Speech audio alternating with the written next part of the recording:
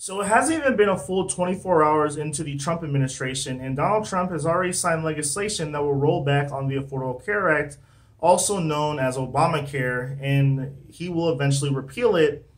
And a lot of people are saying like, oh, he's not going to do that. They don't have a plan in place to replace it and all this stuff. It's like the Republicans in the House have tried over 60 times to repeal the Affordable Care Act, and the only reason they didn't do that was because President Obama vetoed that legislation every time it went to his desk. So the notion that the Republicans are not going to repeal a piece of legislation that greatly improved our healthcare system in the United States is just nonsense. I mean, yeah, Obamacare or the Affordable Care Act, whatever you want to call it, has a lot of issues. But the way you fix it isn't by repealing it, is by going to a single-payer universal healthcare system. There's no fucking reason for private health insurance companies to exist, in my opinion. It's like saying we should have some sort of like private police force where if someone breaks in your house, you have to pay a certain amount of money, and if you don't, then the police aren't going to show up. Or if your house is on fire and you don't pay the fire department, a fee when you need them, then they'll just watch your house burn down.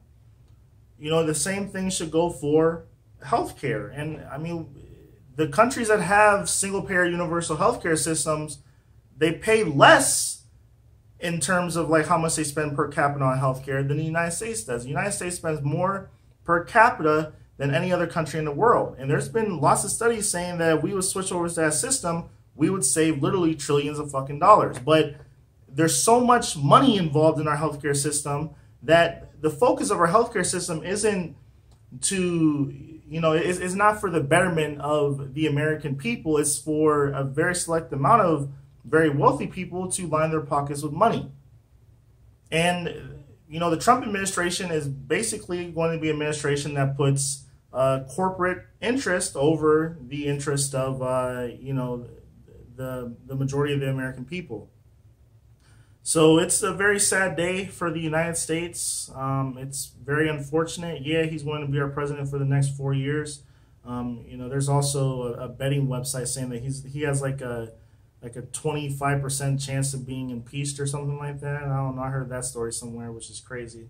Well, it's not too crazy, but when people are saying like, oh, he's going to drain the swamp, like, get the fuck out of here. He's not draining the swamp. He's putting nuclear toxic waste into that swamp. And it's going to be a shit show for the next 4 years. But I'm going to be here covering these stories. I'm going to go on about my life. I'm going to get myself, I'm going to get my career going. And I'm going to stay positive and always have a optimistic outlook when it comes to the future, because I just can't be bogged down in the mindset of, oh, I don't know, man.